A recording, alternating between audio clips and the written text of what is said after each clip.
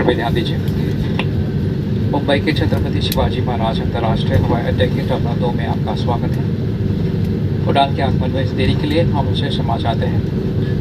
बाहर का तापमान 34 डिग्री सेल्सियस है। सभी अतिथियों से निवेदन है कि सीट बेल्ट संकेत बंद किए जाने तक कृपया अपने निर्धारित सीट पर ही बैठे रहे और ऊपर बने समान कक्ष ना खोलें। समान कक्ष होते समय सावधानी बरतें। अब आप मोबाइल फोन का प्रयोग कर सकते हैं।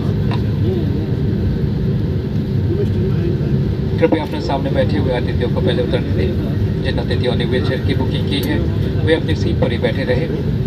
अन्य अतिथियों के उतरने के बाद हमारी टीम तुरंत आपकी सहायता करेगी। आप इस